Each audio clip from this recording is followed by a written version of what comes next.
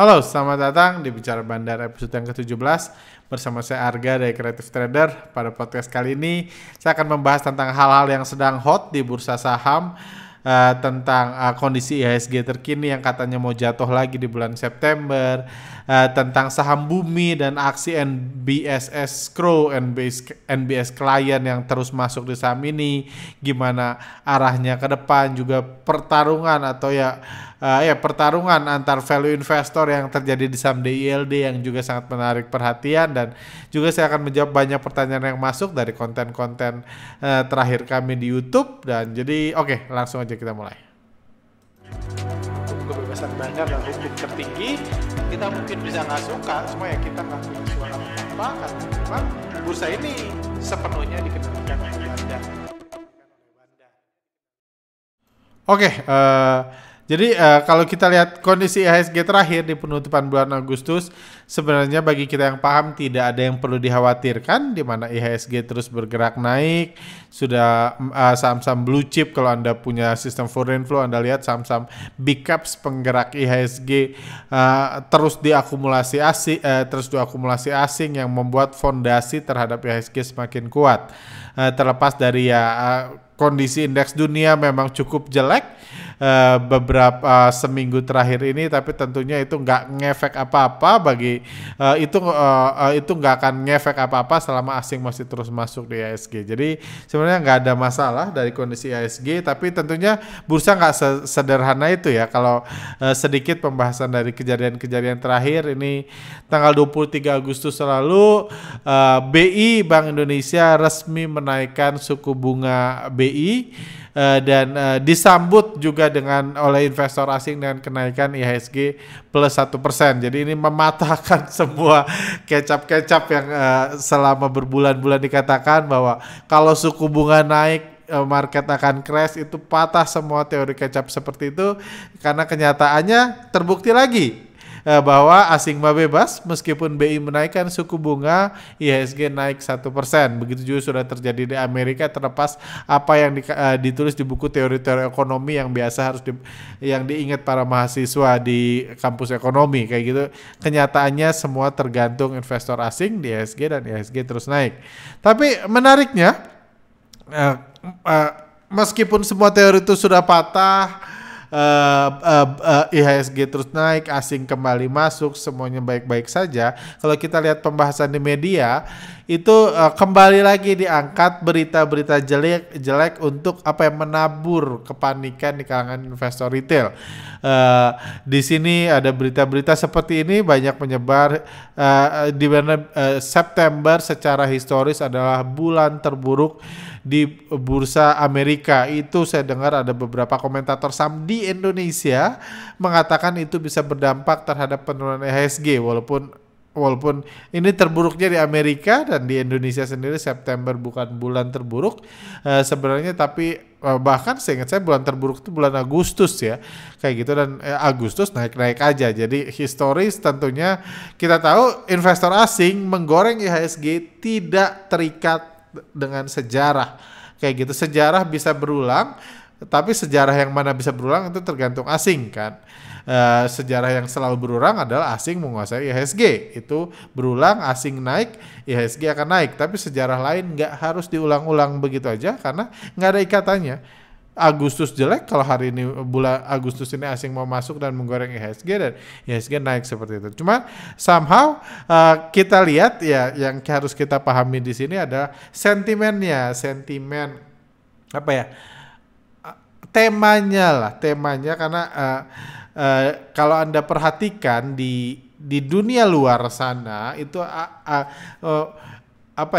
kondisi pemahaman masyarakat itu selalu switching dari satu tema viral ke tema viral lagi, ke tema viral lagi, dan seterusnya. Seperti itu gitu, baik di berita lah ya, kita ngomong di berita nasional atau di berita bursa saham. Dan memasuki bulan September memang sentimen yang dibangun adalah sentimen ketakutan. Seperti itu, seperti keburukan di Amerika diungkit-ungkit, mungkin nanti akan keburukan di misalnya sejarah historis buruk di misalnya di Vietnam sana, bursa di tanggal 4 September biasa jatuh dan lain-lain. Itu temanya sedang seperti itu. Berarti temanya memang investor retail mau dibuat takut seperti itu. Dan itu bukan cuma di Amerika. Di sini pembahasan komentator saham di Indonesia juga terlihat searah. Ini dikatakan Wall Street lanjutkan penurunan di tengah kekhawatiran suku bunga The Fed. Suku bunga lagi diangkat-angkat seperti itu oleh komentator saham. Ya memang itu tugas mereka ya. Kita nggak bisa melarang seseorang melakukan tugasnya. Toh itu sudah diberikan tugas, dia digaji untuk menghubung-hubungkan suku bunga dengan The Fed, dengan khawatir bursa dan lain itu mereka digaji seperti itu. Kita nggak bisa melarang mereka melakukan itu. Tapi Anda bisa lihat temanya sedang ke arah situ lagi nih, seperti itu. Ini juga berita jika The Fed naikkan suku bunga lagi, ekonomi negara berkembang bakal terpukul, dihubung-hubungkan lagi sama Indonesia. Jadi kita pelajari temanya. Kenapa tema itu dibangun? Karena ada kepentingan di balik tema tersebut. Kayak gitu kan. Karena kepentingan apa? Karena di bursa saham harus ada ketika asing akumulasi, lokalnya harus mau jualan. Sayangnya terlepas dari faktanya memang investor lokal di Indonesia mayoritas menjadi tuan rumah yang baik memberikan keuntungan ke asing, tapi istilahnya investor lokal di Indonesia nggak menjual sahamnya ke asing supaya asing kaya, nggak. Mereka pengen kaya sebenarnya, walaupun kenyataannya banyaknya tidak ke situ kayak gitu. Tapi intinya mindset mereka memang harus di-set. Pengetahuan mereka, ketakutan mereka, optimis mereka harus di-set seperti itu. Itu yang harus terjadi di bursa saham supaya mereka ketika misalnya asing mau beli, mereka mau jualan.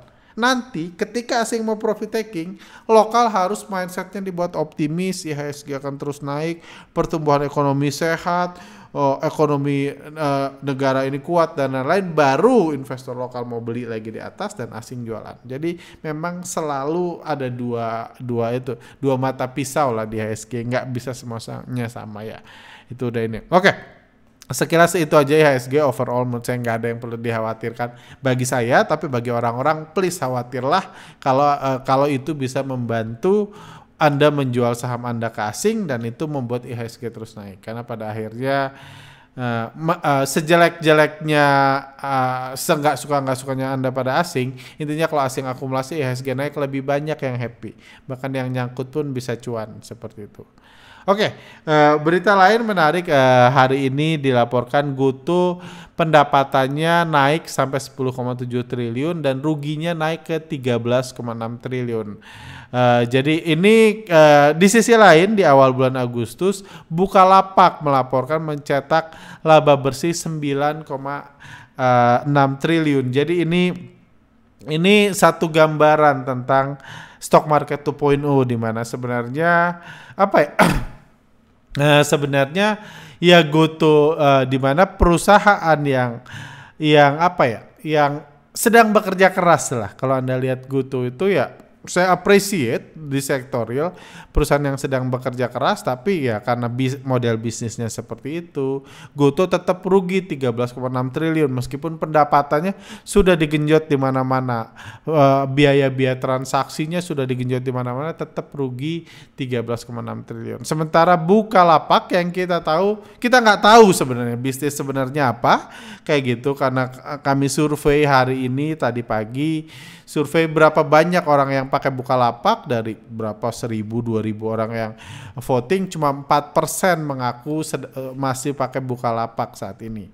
48% kalau nggak salah mengaku tidak pernah pakai Bukalapak dan 42% mengaku pernah pakai tapi nggak ingat kapan. Jadi itulah bedanya Bukalapak sekarang udah fokus ke bisnis suntik menyuntik, bisnis kuliner. Bisnis farmasi, suntik menyuntik perusahaan harganya naik, dan itu yang dihitung sebagai laba. Meskipun kalau Anda kaitkan dengan misalnya Alobank, pembelian Bukalapak di Alobank, itu Anda bisa baca di beritanya secara detail, Bukalapak tidak boleh menjual saham Alobank. Jadi satu hal harganya naik silahkan, tulis di laporan keuangan silahkan, diklaim untung silahkan, tapi tidak boleh dicairkan. Itu ada peraturannya, Anda baca di internet, Anda akan menemukan itu. Jadi ada peraturan seperti itu. Tapi itu udah profit. Kayak gitu. Itu udah profit. Banyak fundamentalis bilang itu profit yang gak real lah. Itu profit yang dibuat-buat, bukan real, bukan ini. Cuman di stock market 2.0 itu apa? Real sama enggak itu pilihan, real enggak itu pembatasnya apa sih? Karena menurut saya segede-gedenya laba perusahaan meskipun bisnisnya bukan seperti Bukalapak, nggak suntik menyuntik saham, nggak suntik menyuntik uang kayak gitu, bisa aja labanya besar, bisnisnya anggaplah jualan kerupuk, tapi nggak bagi dividennya, sama-sama nggak real buat investor. Kita cuma kepo doang baca laporan keuangan, sama-sama nggak real kan? Realnya di mana?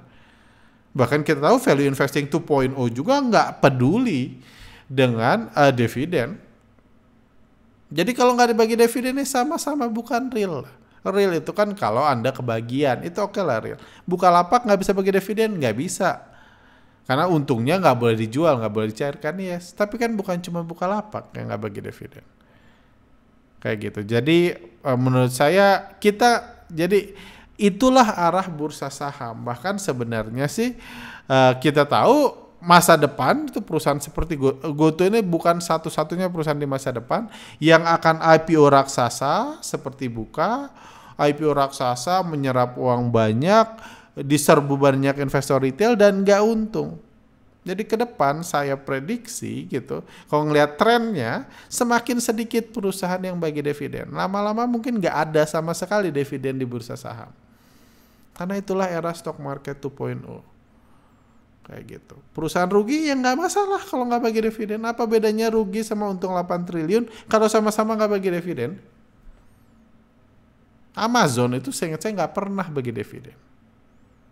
Itulah era baru bursa saham, itulah era startup, era venture capital, dan bursa saham harus beradaptasi. Jadi yang harus beradaptasi itu bukan perusahaannya jadi bagi-bagi keuntungan, tapi komentator sahamnya, mindset investornya yang harus beradaptasi. Karena ini kepentingan pemain besar, kita cuma ngikutin aja. Seperti itu. Nah, untuk sebagai bayangan seberapa besar 13,6 triliun, itu contohnya adalah Adaro Energi. Kita tahu harga batu bara naik berkali-kali lipat di rekor tertingginya sepanjang sejarah. Produksi batu bara banyak, itu Adaro Energi, untungnya itu 18 triliun. Jadi enggak terlalu jauh dari GoTo yang mati-matian cari untung.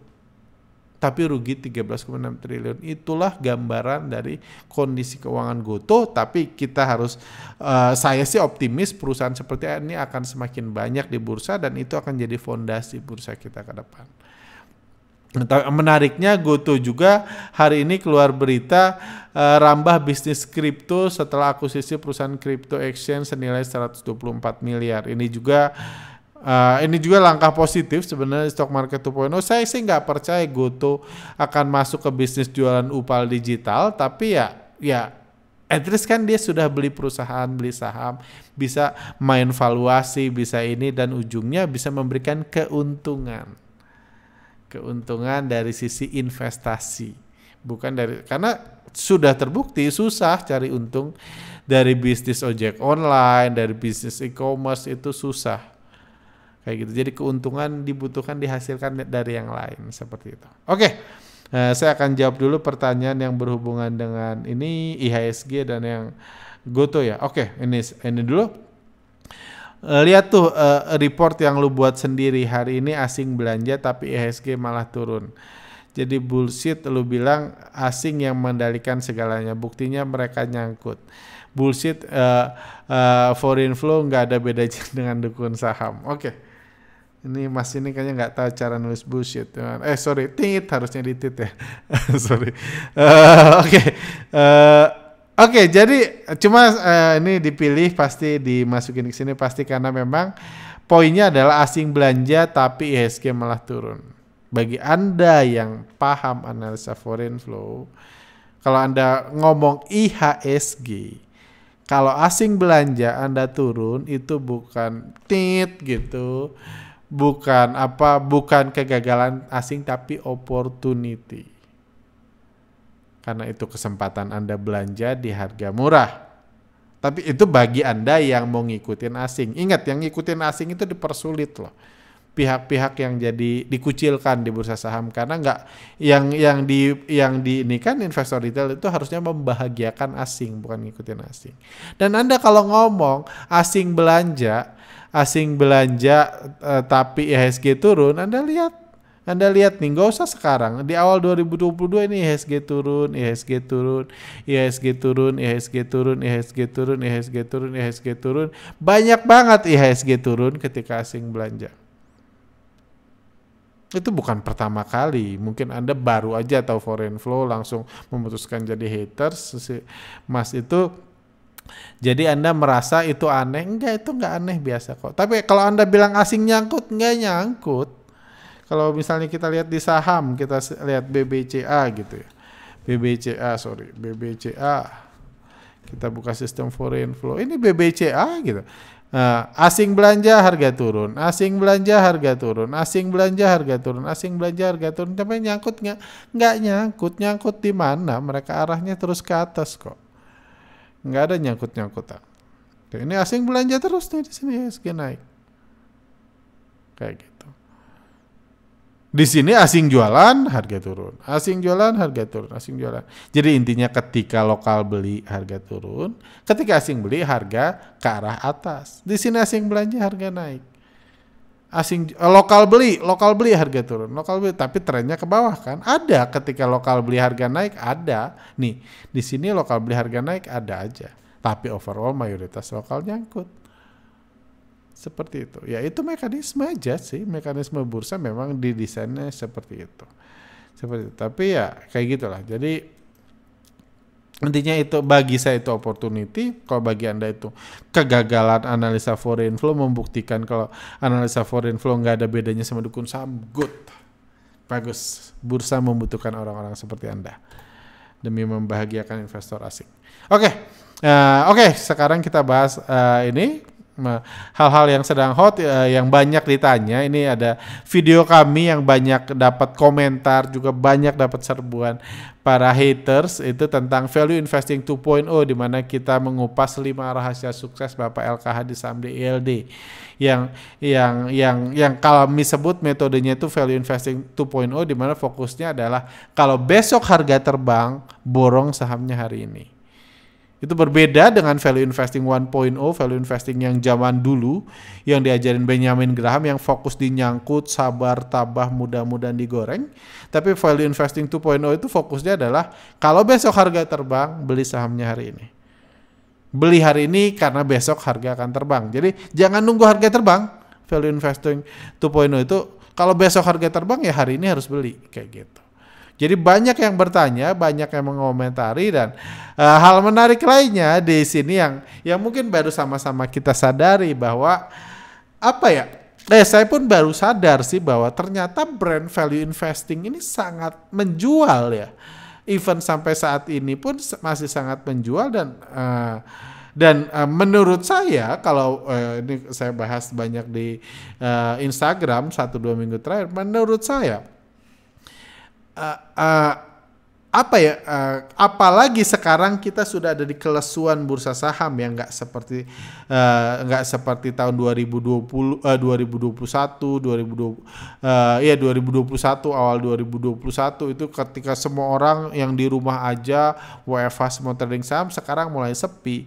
Dan dulu memang tren busuk investing itu sangat menggoda di mana perusahaan busuk digoreng dan orang berburu. Sekarang ketika orang mulai sibuk, mulai banyak ini mungkin mereka lebih gue cari aman aja deh, gue sibuk gak bisa tektok saham. Dan jadi kalau transisi ke value investing lagi dari busuk investing saya rasa bagus. Memang lebih banyak orang kan lebih banyak percaya dan orang yang pegang value investing itu lebih tabah ketika nyangkut, lebih pengen beli ketika harganya ARB berjilid-jilid. Beda yang busuk investing langsung takut karena toh sahamnya kan sama gitu. Jadi kenapa brandingnya nggak dirubah?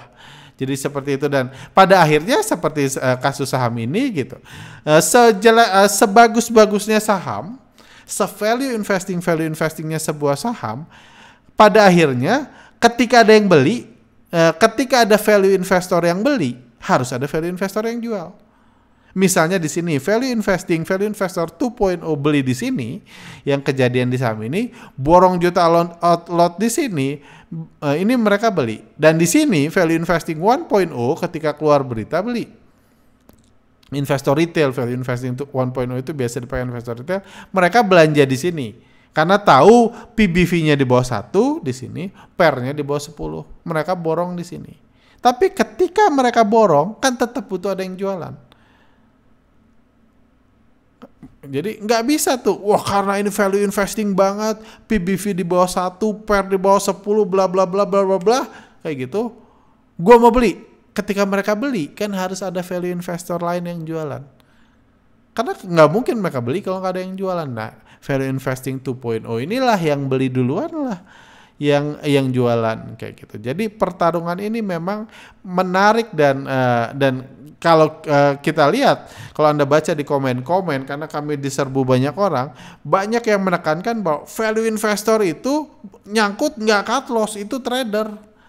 Value investor itu nyangkut happy, ARB happy, kayak gitu. Artinya apa? Artinya itu memang market yang sangat menarik. Bayangkan guyur, Anda kalau beli di sini, guyur di sini, guyur di sini, guyur di sini, terus semakin turun mereka terus beli karena ini value investing banget, karena view-nya jangka panjang, tentu sangat menguntungkan bagi sang value investing 2.0 ini. Karena ketika mereka jualan butuh ada yang beli kan, nggak bisa tuh hanya karena rajin laporan keuangan dia untung datang sendiri, enggak. Mereka untung itu harus harus beli di sini, jual di atas. Dan kalau mereka mau jual di atas harus ada yang beli juga. Dan untungnya saham ini value investing banget. PBV-nya di bawah 1, PER-nya di bawah 10, seperti itu. Oke, jadi jadi dua kasta inilah menurut kami ini bisa jadi tren ke depan gitu. Saya nggak menganggap otomatis semua saham yang digoreng akan selalu PBV minus 1, PER minus 10, enggak juga. Tapi menurut saya tren ini semakin di tengah kesibukan bursa saham, saya rasa value investing bisa dibangkitkan lagi. Toh saham-sahamnya sama kok, kayak gitu. Sahamnya sama, karena kan PER di bawah 10 ini ideal banget buat perusahaan-perusahaan rugi kan, seperti itu. Oke, sekarang kita menjawab pertanyaan yang masuk. Jika harga saham besok naik, maka borong hari ini. Pertanyaannya, siapa yang tahu bahwa harga saham akan naik tanggal sekian? Karena Bapak bilang bahwa tanggal 11 harganya naik, makanya tanggal 10 LKH borong banyak. Yang jadi pertanyaan, bagaimana LKH tahu kalau tanggal 11 harga akan naik? Aduh, ini polos banget yang nanya. Saya berhenti di sini dulu ya jawab. Jadi misalnya nih, Anda pasti pernah nonton TV zaman dulu, hari Minggu ada pembawa acara terkenal, dia jualan properti, dia bilang Senin harga naik. Senin harga naik, beli sekarang hari Minggu karena Senin harga naik. Pertanyaan yang sama saya bisa sampaikan ke dia. Kok bisa lu tahu Senin harga naik? Kalau Senin harga naik, kenapa lu jualan hari Minggu? Kok bego sih? Senin harga naik, kenapa nggak Senin aja harga naik? Kenapa bisa tahu? Dan benar nggak Senin harga naik? Benar Senin harga naik. Tapi tahu dari mana? Anda jawab sendiri. Kenapa orang itu bisa tahu Senin harga naik? Nggak ada bedanya sama saham. Jawab sendiri. Itu satu. Lanjut. Ini pertanyaan lucu. Menurut aku logikanya kebalik. Alasan tanggal 11 saham naik karena LKH borong tanggal 10. Bukan kebalikannya. Oh jadi karena diborong tanggal 10 justru tanggal 11-nya harga naik. Karena dari setiap saham yang dibeli LKH setahu saya harganya akan naik seperti BMTR. Jadi dibilang karena tanggal 10 diborong maka tanggal 11 naik. Pertanyaannya, siapa yang tahu? Kan banyak komentar seperti itu juga mengatakan, siapa yang tahu? Tanggal ini justru karena LKH masuk tanggal 10, tanggal 11-nya terbang. Masalahnya tanggal 11 belum ada yang tahu. Karena bursa saham aja ada T+2. Jadi retail itu taunya di sini. Retail bukan tahu di sini, makanya mereka bisa beli, enggak. Yang ini yang tahu yang beli doang dan yang jual doang di sini. Baru ketahuan di situ. Ada weekend, ada apa, ujungnya berita itu retail baru tahu di sini. Makanya retail beli di sini. Value investing tuh 1.0 beli di sini, jadi value investing 2.0 bisa jualan kalau mereka mau. Kayak gitu. Itulah dua kasta value investor. Jadi nggak ketahuan di tanggal gimana belinya tanggal 10, tanggal 11 orang udah tahu jadi ngeborong, nggak seperti itu. Jadi nggak mungkin diketahui transaksi dua belah pihak kecuali dia ngasih tahu. Kayak gitu. Lanjut. Sama BMTR pun seperti itu. Memang seperti itu strateginya, kehebatannya value investing 2.0 itu memang seperti itu. Karena besok harga naik, belinya hari ini sama kok. Terus juga pertanyaan, jika menggunakan logika bahwa tanggal 10 akan naik, kenapa pemilik perusahaan menjual? Kalau menurut aku, jika pemilik perusahaan tidak menjual ke LK, maka harga saham tidak akan naik, akan mirip seperti tanggal 8 dan 9. Betul banget. Kalau pemilik perusahaan bisa naikin gitu, kalau pemilik perusahaan bisa naikin harga, ya tentunya udah naik dari dulu-dulu kan. Kalau memang segampang itu ngegoreng, tentunya udah naik dulu-dulu. Tapi jangan lupa untuk ngegoreng saham, untuk nerbangin saham, itu butuh cash. Nggak butuh laporan keuangan, nggak butuh PER, nggak butuh PBV, nggak butuh apapun, resesi ekonomi, laporan keuangan, nggak butuh semua. Yang butuh itu cash. Butuh duit buat ngegoreng saham itu. Seperti itu. Saya rasa udah terjawab semua ya.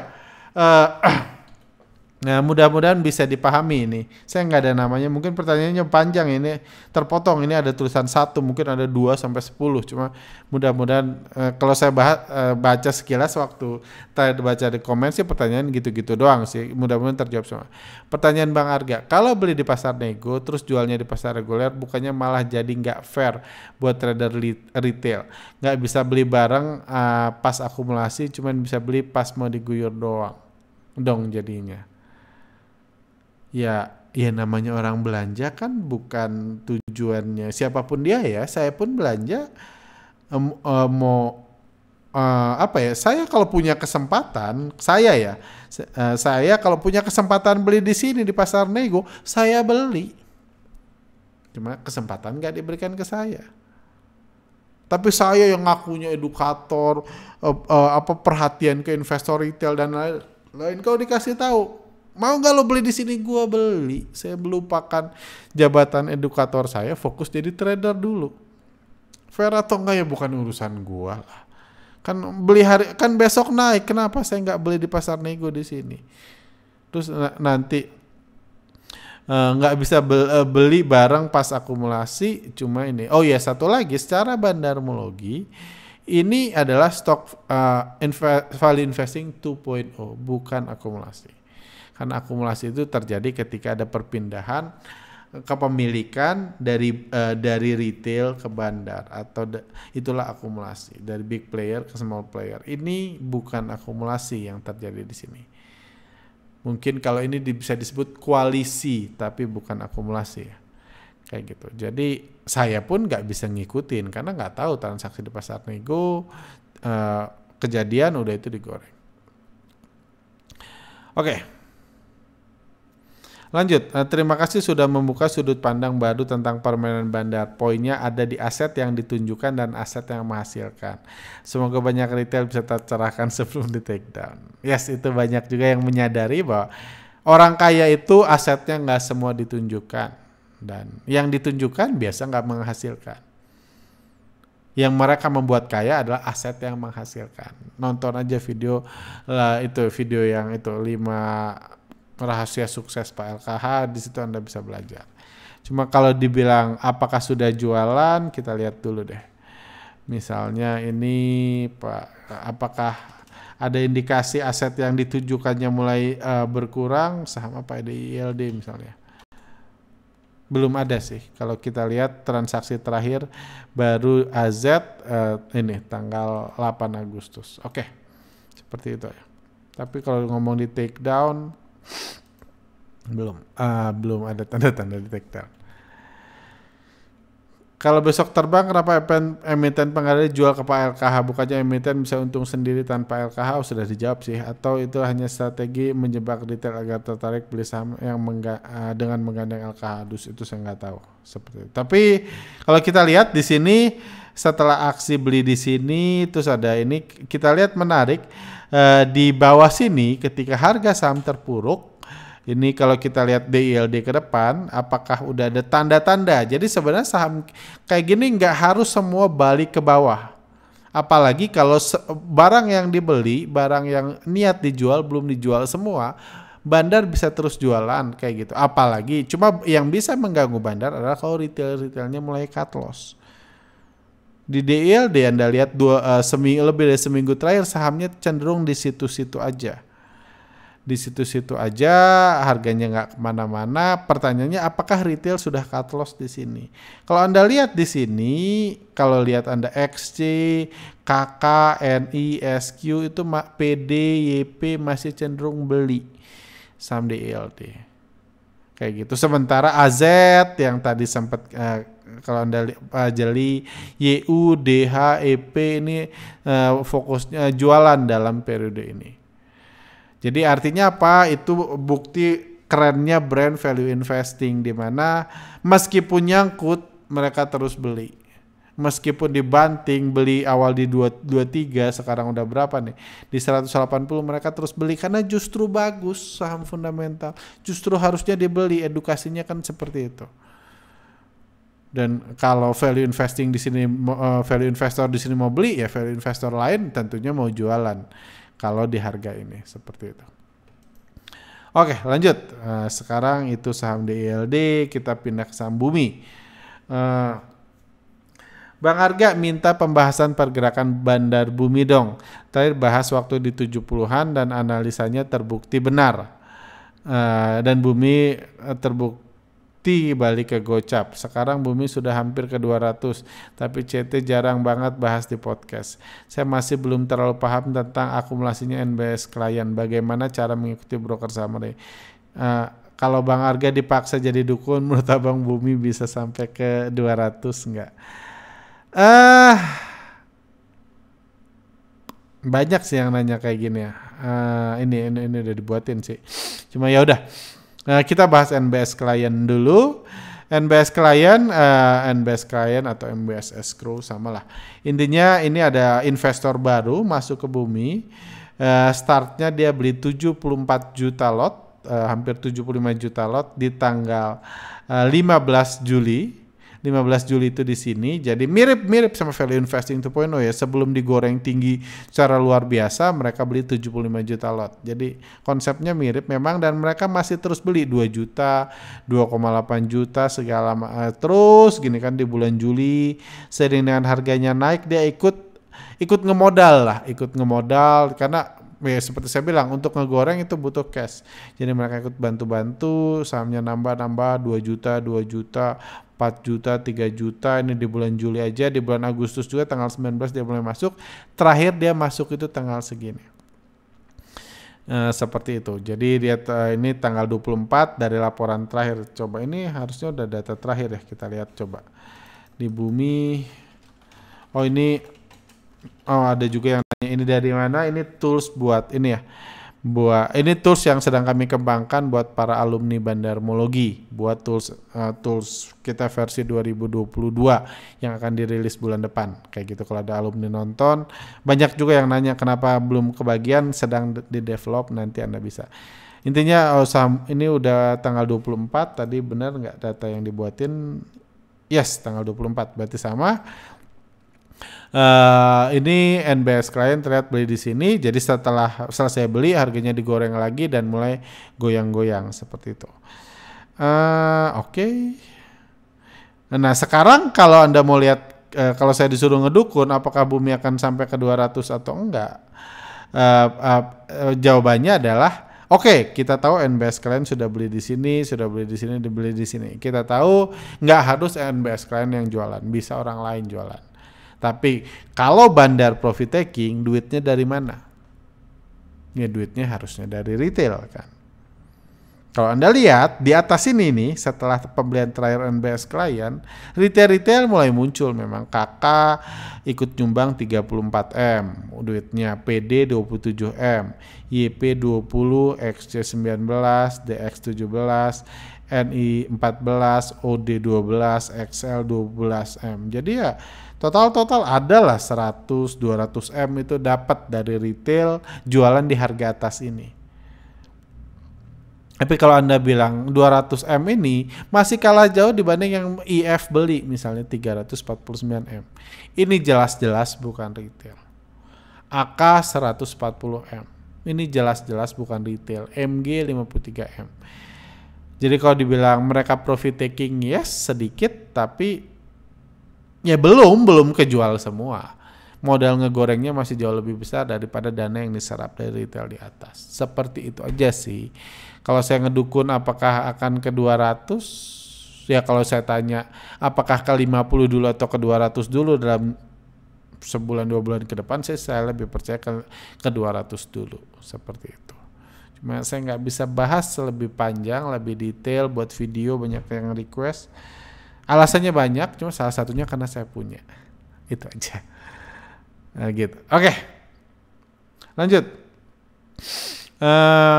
Ini pertanyaan lain. Katanya asing yang gerakin harga. Tapi faktanya asing hari ini gimana? Faktanya asing hari ini lokal yang jualan dan harga ICBP turun. Lokal yang jualan. Oh ini yang terakhir ya. Artinya ini tentang bahas ICBP. Oke, saya ngerti. Lokal yang jualan dan harga ICBP turun. Artinya yang banting lokal dong, asing yang nyangkut. Hehehe. Oke, kita buka ICBP aja ya. Mungkin sama-sama nggak paham. ICBP. Ini udah tengah malam, udah hampir jam 1 malam, jadi agak ini. Oke, ICBP FF ya. Tadi dibilang hari ini, ini pembahasan kami di TikTok sih ini. Jadi hari ini saham ICBP turun, dibuka ARB gap down karena labanya anjlok. Tapi hari ini asing belanja di bawah. Ketika lokal panik, lokal pengen cut loss, dan asing belanja. Lokal panik kan cut loss, labanya turun 40%, bla bla bla bla bla bla. Ketakutan, harga dibuka ARB, lokal jualan, yang beli asing. Tadi dibalik logikanya, ya nggak salah kan? Bursa saham selalu dua sisi. Artinya kalau asing yang beli, lokal yang jualan. Oke, kalau asing yang beli, lokal yang jualan, benar. Berarti yang banting lokal dong, itu yang salah. Kenapa? Karena ini bukan lokal banting, lokal baru mulai jual di sini hari ini. Lokal nggak jual di sini, guyur, nggak kayak gitu. Lokal baru jual di sini. Karena dibukanya langsung gap down. Lokalnya panik.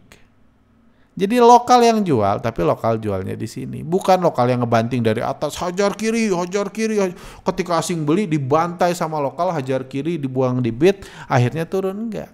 Pagi-pagi modal berita dibuat gap down, lokalnya panik, pasang antri jual di over, asing yang belanja. Itu yang terjadi. Jadi kalau Anda bilang lokal yang ngejatuhin, salah. Kalau ada data, kalau dulu ada tuh data ini, sekarang pun ada sih, setelah mata kita dibuka kita bisa lihat siapa yang buat ARB. Dibuat ARB, takut, asing cukup jualan, misalnya ini kan asing cukup jualan pagi-pagi 5M, 10M, apalagi berita, lokal langsung ketakutan, langsung ARB. Kadang-kadang mereka jual ke dirinya sendiri malah. Langsung gap down, langsung takut, kayak gitu, pasang antri jual, jadi jual secara pasif, bukan guyur, karena nggak bisa guyur lagi kalau udah ARB kan. Mereka jual di over, cut loss.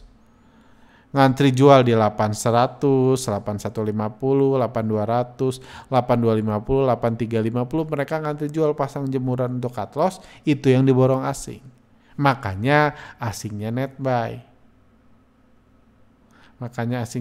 Dan kalau Anda lihat average pembelian lokal hari ini ya di 8200, 8250 pastinya. Penjualan lokal hari ini ya di situ. Di 8200. Artinya mereka bukan guyur, mereka jual di bawah. Kayak gitu. Seperti itu. Lanjut. Oke, pertanyaan.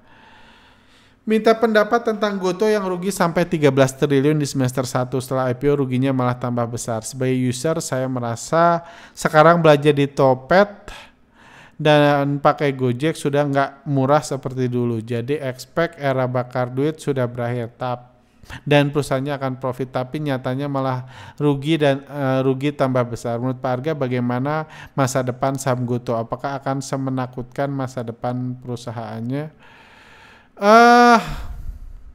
Jawabannya enggak sih. Kalau menurut saya sih enggak semenakutkan itu, walaupun ya saya sendiri masih belajar dan tetap belajar karena ya saya udah beberapa kali bahas, saya nggak usah mention lagi ntar di ini. Masalah di Gotoh dan Buka itu apa dari sisi bandarmologi. Cuma apakah masa depannya semenakutkan itu? Enggak lah, karena bagi bisnis-bisnis seperti ini menakutkan itu kalau nggak ada lagi uang untuk dibakar. Rugi mah mereka dari dulu rugi. Rugi tambah besar, pendapatan tambah besar, rugi tambah besar itu dari dulu mereka nggak takut. Tapi kalau uangnya udah habis itu baru repot. Sekarang uang Gotoh masih cukup banyak investor yang nyangkut, masih ada di dalam, belum exit kayak gitu. Mereka adalah konglomerat yang akan mengatur semuanya supaya mereka bisa exit, jadi masih panjang ceritanya. Rugi-rugi gitu nggak usah dianggap lagi. Ini udah stock market 2.0. Lanjut, 41 menit. Kenapa susah cari mentor saham yang tulus dan mau ngajarin tanpa menjebak?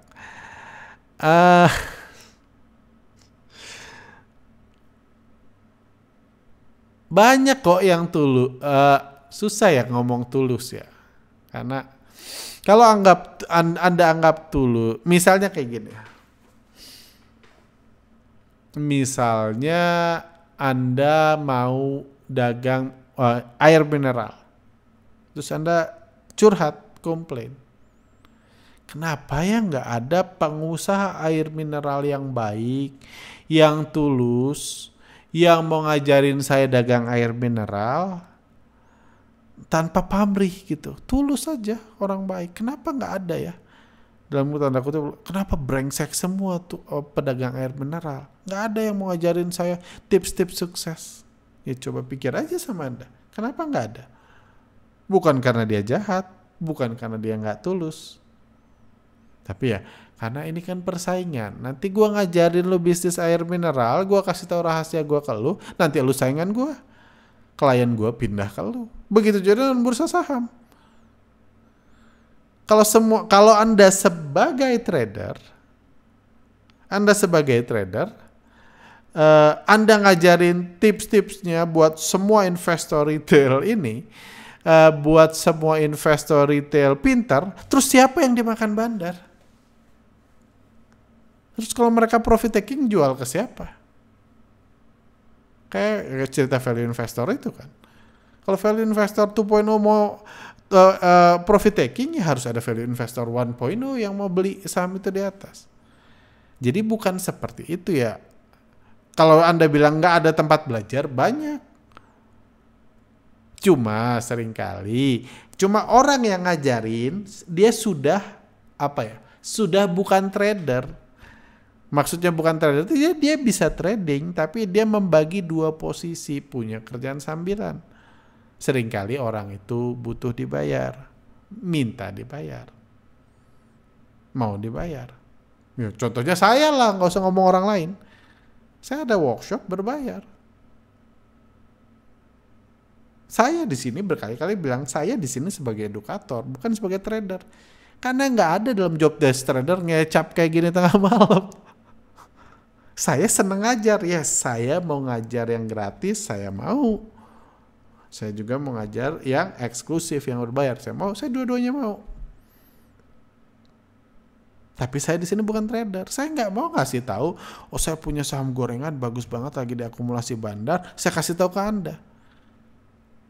Nanti kalau saya kasih tahu ke Anda cerita ke siapa-siapa, retail yang tadinya cut loss malah jadi beli. Kalau beli, saya nggak jadi naik, nggak jadi digoreng. Saya nggak mau itu, karena itu posisi saya sebagai trader. Bisnis saya, rahasia saya, sama yang saya beli itu urusan saya. Itu saya trader. Saya di sini ngecap, saya bahas aja semua. Kalau ada kayak saham bumi, saya malas bahas karena masih punya, gitu aja. Bukan nggak tulus. Yaitu kalau guru ya pekerjaan mereka ngajar gitu. Anda nggak nanya guru ya, kenapa guru mau ngajar muridnya supaya pintar? Kalau muridnya pintar, bisa-bisa muridnya jadi guru, dia ditendang. Karena ya itu bagian gua di sini ngajar, gua dibayar sebagai ngajar. Jadi gitu aja sih, bukan tulus nggak tulus, cuma ya terima aja realita bahwa ini persaingan. Ada yang mau tulus, ada. Saya pun pengen ngajar seseorang, ngasih ilmu saya secara tulus, nggak dibayar, saya pun melakukan itu di banyak kesempatan buat banyak orang. Tapi buat orang-orang tertentu aja, nggak semua seperti itu. Kayak gitu. Seperti itu. Ini sedih banget sih pertanyaannya. Bang, bahas rantai makanan antara institusi reksadana, institusi reksadana, dana pensiun, unit link asuransi dengan bandar dong. Ngeri banget pertanyaannya. Ini salah satu materi yang nggak mungkin saya bahas di podcast seperti ini. Seperti itu. Ada sih dibahas di workshop, cuma itu intern lah, di ruang tertutup, bukan ruang publik seperti ini. Ini mentor saham yang tulus kok berulang ya. Oke, lanjut.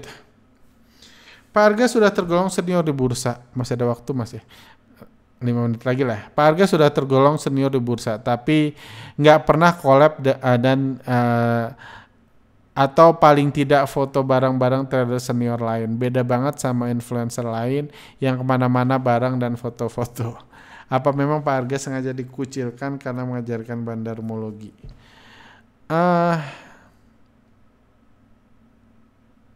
Ya dikucilkan itu perasaan ya, kayak gitu ya. Saya sih sama sekali nggak merasa dikucilkan.